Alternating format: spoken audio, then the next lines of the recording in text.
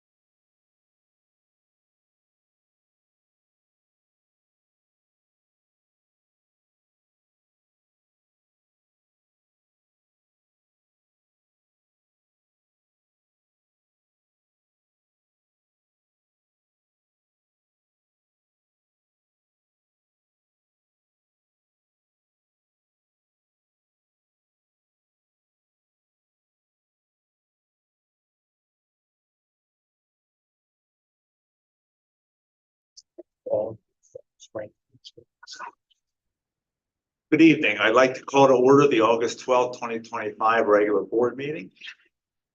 And I'd like to announce that the meetings of the Mechanicsburg Area School District Board of Directors are being recorded and live streamed for the purpose of transparency and increased public access. The live stream, along with recordings from previously held meetings, can be found on the school board's YouTube channel. If all would like to rise for the Pledge of Allegiance. Pledge allegiance to the flag of the United States of America and to the republic for which it stands, one nation, under God, indivisible, with liberty and justice for all. This time we'll have a brief moment of silent meditation.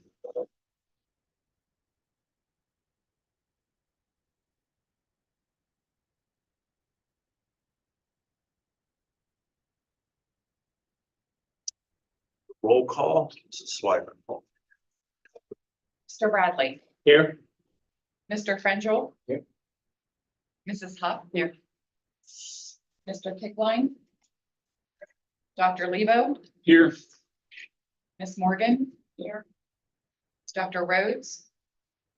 Mr. Sanker. Here. And Mr. Rupp. Here. Endorsement of agenda. Do we have any changes to tonight's agenda? We do not. The agenda will stand as written.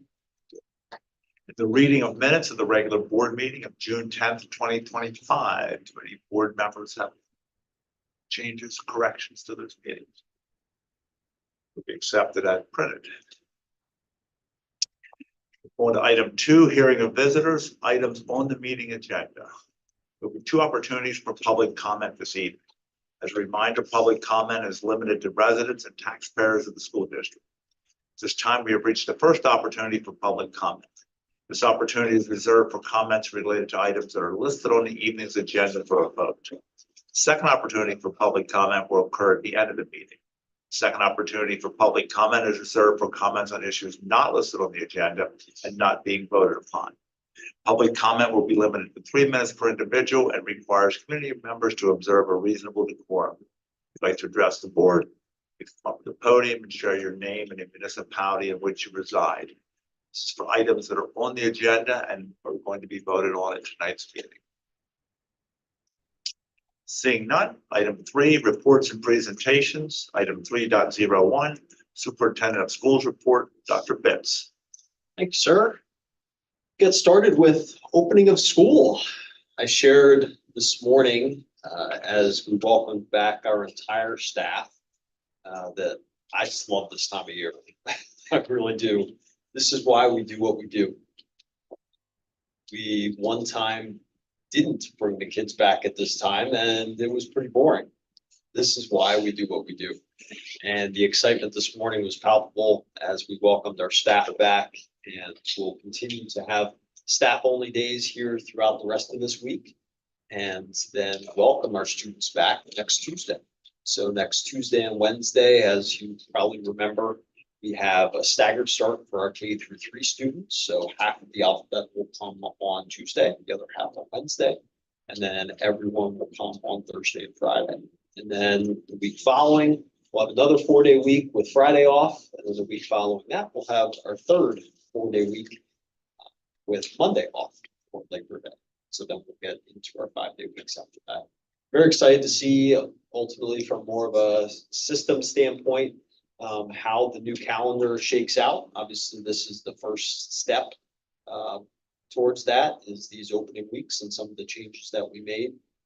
Vast majority, tempted to say a vast majority of the school districts around us are also starting next week, many of them on the 19th as we are. So we're really lined up now at this point with where most other of our neighbors are. But a great start so far. Again, lots of staff activities happening here throughout this week.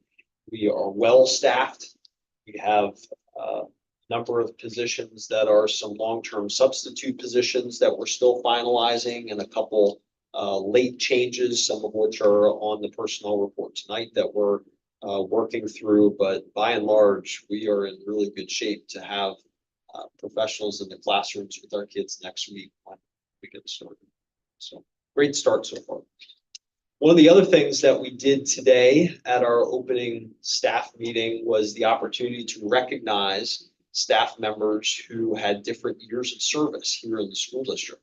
And at opening day, we recognize staff members with 20 or more. With 20 years of service to the district, you get added to the wall of legacy outside in the hallway here. So we have our new legacy folks up on that wall. You can check that out after the meeting if you want to see who's added this year. We announced them this morning. Those with 25 years of service get an apple, a wooden apple, small plaque on the base of that, and a pin. And then beyond that, there are pins for 30 or more as well. But then we also have those staff members who are recognized either with 5, 10, or 15 years of service. Those folks are recognized at their building staff meetings. And there is one individual who has 10 years of service who doesn't necessarily have a building to be recognized at. But that person is an integral part of the work that we do here at the school board every time that we meet, and is a huge part of our district and the support that he provides so many people. So I thought it was only appropriate if we recognize Mr. Paul Noss with his 10-year pin here at the board.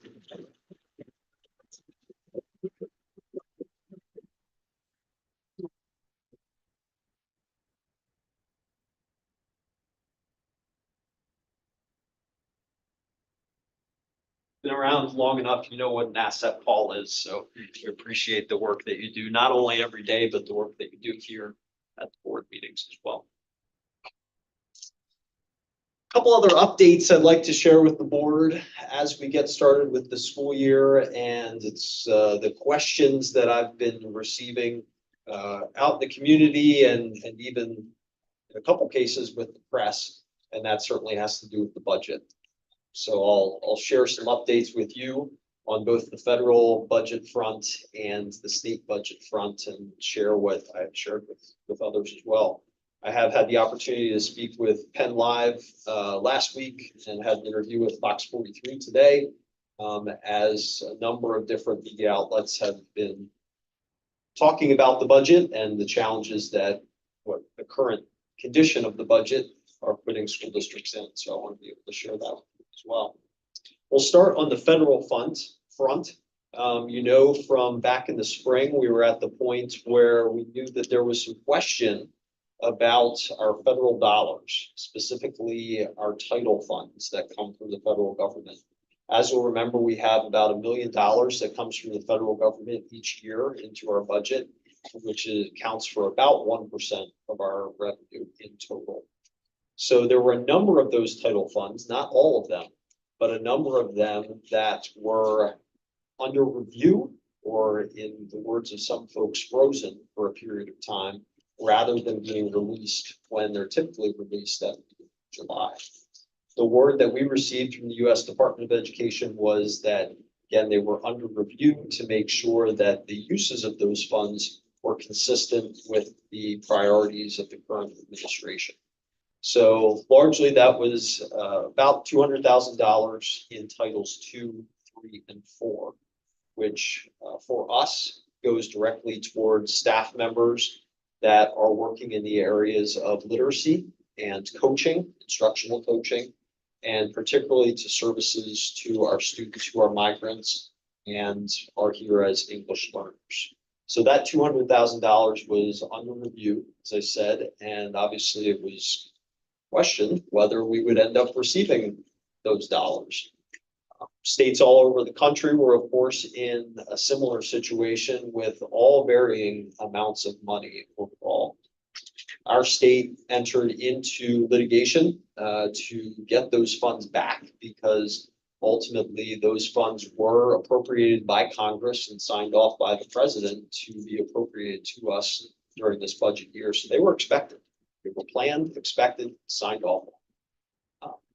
Thankfully, the department notified us just a few weeks ago that those funds were going to be released, unfrozen. They were no longer under review, whatever term you want to use, but ultimately that those funds will be released to us for this specific budget year.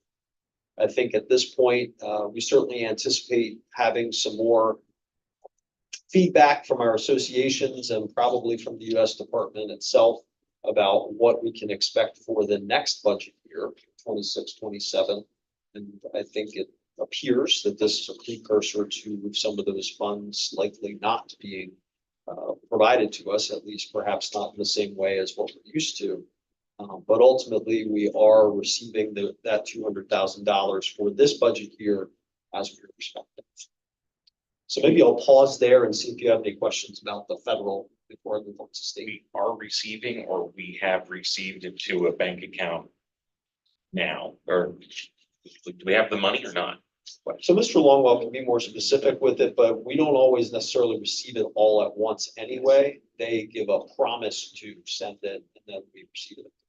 Intermittently. We file quarterly reports to Dr. Bitz's point. So we're incurring expenses all on the year, but then kind of like a reimbursement basis, they just pay us periodically. And then at the very end of the year, make sure we in total get what was ultimately promised. Any questions on the federal front? Obviously, something we'll need to stay attuned to as we prepare for the 26-27 budget. On the state budget front, I keep, as people ask me, you know, what's the impact to Mechanicsburg of what's happening with the state? Obviously, I think everyone knows state budget still hasn't passed at this point, well past the due date.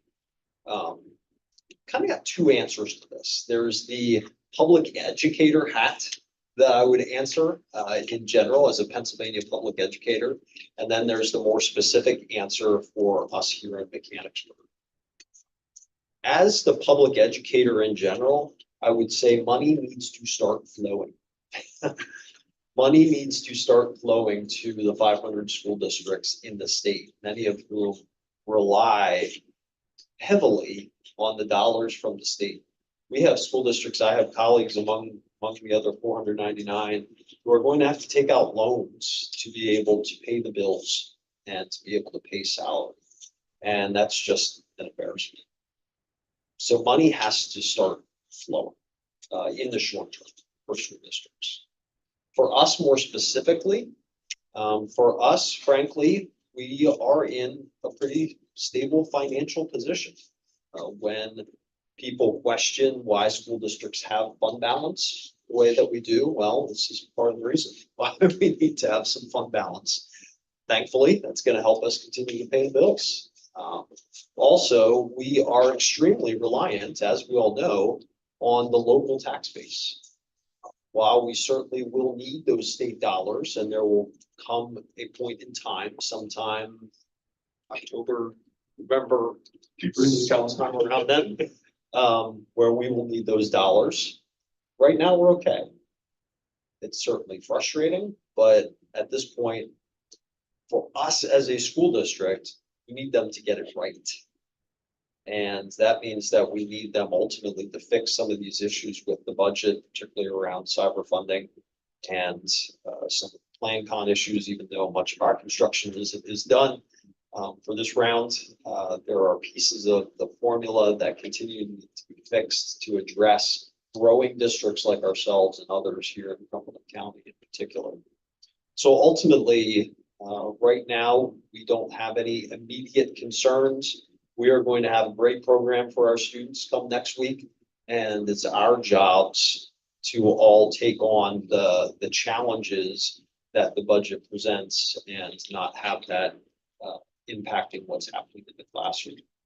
The reality is that, quite frankly, we are the financial health of our school district for the 25-26 school year is relying on an IOU from the state that's written in invisible ink. We had to make the budget without knowing. The bigger travesty for us is that they couldn't give us better answers back in April and May when we had to make the decision about how much to tax the tax base and what staff members we could add and all those kinds of decisions. At this point, the staff have been hired, the supplies have been purchased, the curriculum's been bought. We're just waiting to find out how much the state is going to give us and whether ultimately that helps us or hurt us at the end of the year. Because many of the controllable expenses that we have, the book's been written on many of them. So we'll see. I hope that they can get the money flowing, especially for those school districts that need it immediately around their state. But I also hope for the long term that they can come up with something that gets it right. That's my thoughts on the state budget status. I'll happy to answer any questions that you have about that too. You're not thinking the budget has not passed because of writing the school's budget financial issues. That's not the case. I can only speculate based on reports of what the main hangups have been. And at this point, education is certainly one of those areas that they're saying is one of the hangups, but I know that there's other areas that they continue to talk back and forth and can debate back and forth as well. So I've heard they're not even close. they haven't been in session. So some folks, I'm sure, are working on it behind the scenes. I think Dr. Bitts kind of alluded to a little bit earlier there. The challenge is in what buckets of money do they put education dollars, so do they flow it through the basic ed funding formula? There's kind of the adequacy funding formula, if you will now, where they're trying to equalize funding for school districts in response to the Supreme Court ruling. The challenge is depending on which bucket you put it in and how much you put it in, the outcome can be pretty drastically different among the 500 districts. And I think that's creating some division in terms of what happens at a local level for those legislators. And what are the right dials they need to turn to find, the right equation. Well, I have to commend you on the balancing of it and having us in a position where we have money, not ideally that we use to cover things like that, but you read about other school districts in the area that and in the state that really are underwater and really are struggling with that aspect of not getting the state money. And we often hear arguments about fund balance and how much do you have in fund balance? And, as you said, this is one of those perfect storm type things where this explains why you have it. Sort of like you have your own personal savings account for those things that go wrong. These are those times where we need that money to cover us. Otherwise, we would find ourselves incurring debt, incurring finance charges, incurring interest if we had to go out and get a loan from somewhere else and, paying interest on money that was supposed to come to us, that we're taking our taxpayer money and giving it to a bank or giving it to a lending institution as opposed to using it for what it should be used for. So thank you for kind of juggling those books. And I guess doesn't sound quite right. Juggling. Balancing, right, this keyword, balancing books and making sure that, we have that rainy day fund should we need it. I agree with Mr. Bradley. I think that's the thing that we are losing out on. Like, it's fortunate that we're in this position to not take out a loan, but interest income has been a significant part of our revenue picture in the last couple of years only. And, not that we don't save the money to earn on it, but the money had regular payments been made by the state, the ones that are being held up now, like we wouldn't need to draw on those dollars and lose out on another revenue source. So, like, not only are we, as you're saying, in the federal side, potentially, already in the hole, it's 1% of the budget. So it's some amount of that may or may be at risk. And then we lose a little bit of interest income on funds that we have right now because we have to spend them. And then, you were also talking about the fact that, like, the decisions we were making on the state level for the state part of the budget were based on assuming an increase of some amount. What I think what's being buried is until the budget's passed, like they're not giving us the regular money. So it's not even the increase. It's just the normal dollars that are part of last year's budget in a sense. So it's we're being you used a number of terms when talking about the federal dollars and all, but it's being held hostage here and fortunately, we're okay, but, you know, I don't like to be in the middle of this. And really the students and our taxpayers are the ones that are in the middle of this. All to not give a victory on one side or the other side here. It's frustrating. So, I too would like to commend Greg and your team, for keeping us in this excellent position where, you know, we've always been well managed business wise. And I appreciate that. It's a comfort to know that we're not having to struggle with something.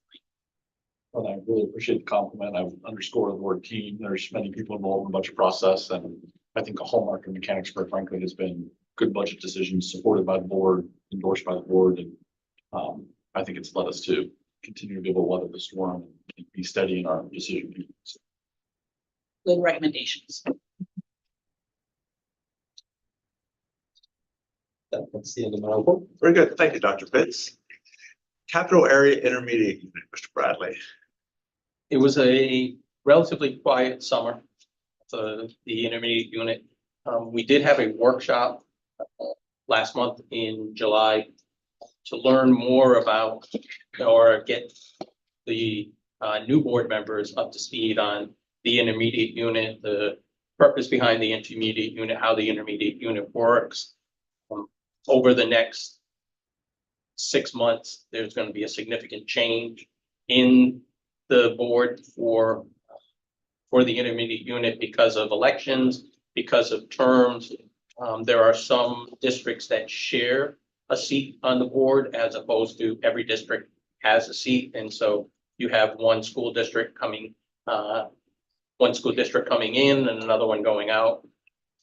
And then with one of the board member, with the president being from a district that doesn't have representation over in the cycle, we had to appoint a new board president for the intermediate unit. So it was a good education, good reminder for those of us that were able to attend about the purpose, the mission, what how they ask us to represent the school districts when we are in the board meeting. So it was a great opportunity to kind of get regrounded into the foundation, the principles, the concepts as far as the intermediate unit is concerned. So, and we will be meeting later on this month to get started with all of the new school year, and then launching into that forever, never-ending budget cycle that they go through with the 60+ budgets that they manage over the course of the year. Questions for Mr. Bradley? Thank you for the report. 3.03, Cumberland Perry Area Career and Technical Center report, Mr. Sanger. The Joint Operating Committee last met on June 23rd. Discussion at that time focused on remaining permits to begin the construction process. Working with Silver Spring Township, we received those final permits within a week of that JOC meeting. So we were just a few weeks behind. We were hoping to have shovels in the ground, you know, the day after students left, essentially, or even before that. But now contractors are on site. First phase of the project has begun. Of impact to Mechanicsburg and all 13 sending districts is that the main entrance to the building will be offline for most of this school year. The front entrance gets a necessary makeover, and there's a safety grant as a part of that, and those dollars have to be spent first. So that was the first part of the project. But the building itself is not really set up to have a lot of alternate entrances. There's other ways in and out of the building, but they're, you know, not as easy to secure like you'd want. So a minor shift that's going to create some logistical challenges for transportation coordinators in the districts. I think they're going to end up having to move bus times a couple minutes here or there. But that's, you know, the last thing I heard. Our next meeting is August 25th. That's my report. Questions for Mr. Sanger? Thank you for the report, Mr. Sanger. Item 3.04, Wildcat Foundation report, Mrs. House. The foundation's golf event took place last Friday and wraps up tomorrow night with an online auction. If you're still interested, you can go to the Wildcat Foundation website and bid on things. Lots of good things there. We expect to raise over $30,000 for that event. Thank you to everybody for their participation. Also, they have begun administering the grants programs for the 25-26 school year, 25-26 school year. And that will be over $87,000 that we handed out. And lastly, they will be coordinating $43,000 in scholarships for graduating seniors from 2020. So lots of money, earn money, and then we spend money and give it to kids. 43,000. And that's just for this coming year. That's not the ones where they already are funding them for the 4 years. That's amazing.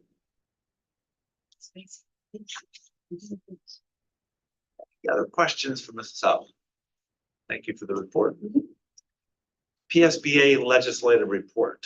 The PSBA recognizes school directors when they reach certain milestones of service.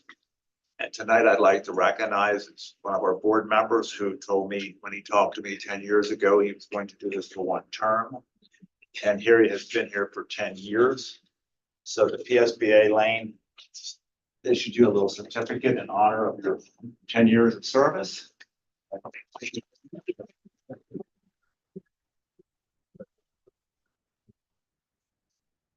As I had said this morning when I spoke, it grows with you. You know, it's hard to do it for just 1 term in this district. It really is. Thank you for your service. I hope you do another one. Item 3.06, Finance Facilities Committee report, Mr. Sanker. Committee does not have a report. Lastly, the board president report, like an announcement of an executive session held this evening at 6 p.m. to discuss student, personnel, and legal matters. On to item 5, new business, athletics, recreation. Item 5.01, Dr. Lebo. I'd like to ask the board to approve the fall recreation staff for the 2025-2026 year as presented in the attachment. We have a second. Second. Any discussion? Mrs. Swire. Unless I hear a negative response, I will record the roll call as unanimous vote. Item 5.02, Dr. Lebo. I'd like to ask the board to approve the spring coaching appointments for the 2025-2026 school year as presented in the attachment. Second. Second. Further discussion?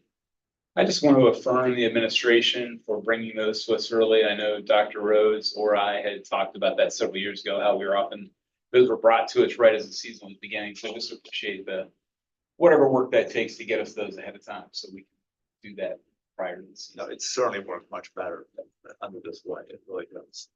And oftentimes we actually were doing it sometimes actually, Yes. you know, we're so people who are already starting practice. Further conversation. Mrs. Swire. Unless I hear a negative response, I'll record the roll call as unanimous vote. On item 6, new business, budget, and finance, item 6.01. Ms. Morgan. Vacation, it was a long summer. I'd like to ask the board to approve the treasurer's report as per the attachments, which include the following. Number 1 is the treasurer's report for July 2025. Number 2 is the board budget report for July 25. Number 3 is the general fund invoices paid June 10th, 2025 through June 30th, 2025. Check number 71089 through 71330 in the amount of $2,156,585.49. Number 4 is the general fund invoices paid July 1st through August 11th, 2025. Check number 71331 through 71545 in the amount of $4,312,308.17. Number 5 is the electronic payments in the amount of $4,271,642.83.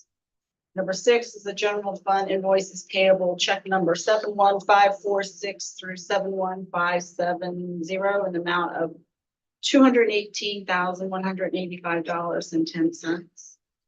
Number 7 is the capital reserve fund invoices paid June 10th through June 30th, 2025. Check number 1950 in the amount of $37,575. Number 8 is the capital reserve fund invoices paid July 1st through August 11th. Check number 1951 through 1956 in the amount of $668,508.22. Number 9 is the series of 2024 construction fund invoices paid June 10th through June 30th. Check number 149 through 163 in the amount of $733,161.06. Number 10 is the series of 2024 construction fund invoices paid July 1st through August 11th, 2025.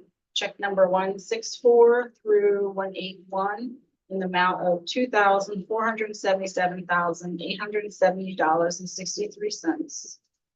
And lastly, the SAF and TF quarterly board report for March through June 2025. We have a second Second. discussion. Mrs. Swigert. Unless I hear a negative response, I will record the roll call as unanimous vote. Item 6.02. Mrs. Huff, would you take that, please? I ask the board to approve the tax policies report as presented in the attachment. Second Second. discussion. Mrs. Swigert. Unless I hear a negative response, I will record the roll call as unanimous vote. 7, new business curriculum, item 7.01. Mrs. Huff. I ask the board to approve the student services contracts as presented. Second, Second. any discussion? Mrs. Swigert. Unless I hear a negative response, I will record the roll call as unanimous vote. Item 9, new business personnel, item 9.01. Mr. Bradley. I'd ask the board to approve the personnel report as presented. We have a second. Second. Further discussion? I have a comment just related to Ashlyn Ecker and 29 years of service in the district, serving from pre-first teacher to 5th grade teacher to principal at Northside, assistant principal to middle school, and now a student, a counselor at the high school level. The commitment to the district and students has been stellar. One of the best instructional leaders I ever seen. I would second. Any other comments, discussion? Mrs. Swigert. Unless I hear a negative response, I will record the roll call as unanimous vote. Fitz, you like to? Yeah, I'm excited to be able to introduce a few of those folks from the personnel report right now. We'll start with our new principal at Upper Allen Elementary, starting in December timeframe, Mrs. Alicia Eric.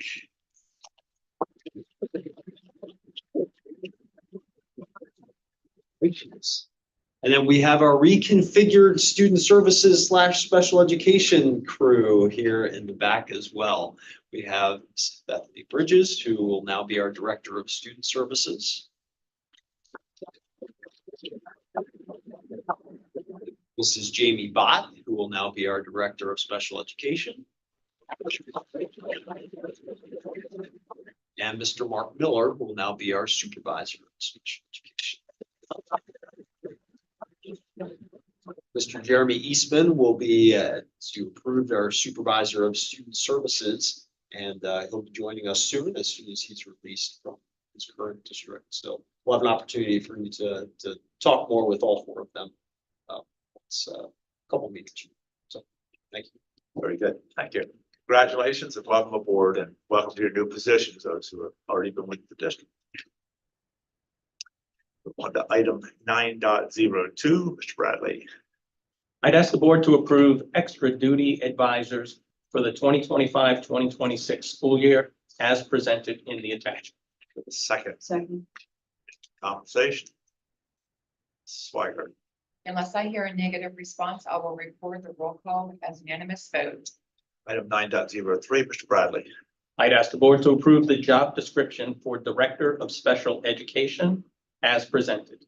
We have a second. Second. Further discussion. Mrs. Swigert. Unless I hear a negative response, I will record the roll call as unanimous vote. Item 9.04, Mr. Bradley. I'd ask the board to approve the job description for Director of Student Services as presented. Second, Second. further discussion? Mrs. Swiger. Unless I hear a negative response, I will record the roll call as unanimous vote. 9.05, Mr. Bradley. I'd ask the board to approve the job description for Supervisor of Special Education as presented. Do we have a second? Second. Any further discussion? Mrs. Swiger. Unless I hear a negative response, I will record the roll call as unanimous vote. Lastly, 9.06, Mr. Bradley. I'd ask the board to approve the job description for Supervisor of Student Services as presented. We have a second. Second. Further discussion? Mrs. Swiger. Unless I hear a negative response, I will record the roll call as unanimous vote. Congratulations. Now you have job descriptions to go along with your already approved new positions. Going to item 11, new business policy. Item 11.01, Mr. Brendel. I ask the board to approve a non-resident tuition-free student to complete the 2025-2026. The second, Second. further discussion? Mrs. Swiger. Unless I hear a negative response, I will record the roll call as unanimous vote. 11.02, Mr. Brendel. I ask the board to adopt the agreement and waiver of hearing before the Board of Directors between parent, student, and the board and the terms and conditions set forth therein. Direct the superintendent to place said agreement in students' education records. Authorize the superintendent to act on behalf of the board in implementing the agreement and order the expulsion of the following students. Student A, 2025-26, beginning May 30th, 2025, for 1 calendar year. And student B, 2025-2026, beginning June 4th, 2025, for 1 calendar year. Second, Second. any further discussion? Mrs. Swiger. Unless I hear a negative response, I will record the roll call as unanimous vote. Item 12, hearing of visitors. We have reached a second opportunity for public comment. This opportunity is reserved for comments on issues not listed on the agenda and not being voted upon this evening. As a reminder, public comment is limited to residents and taxpayers of the school district. Public comment will be limited to 3 minutes per individual and requires community members to observe a reasonable decorum.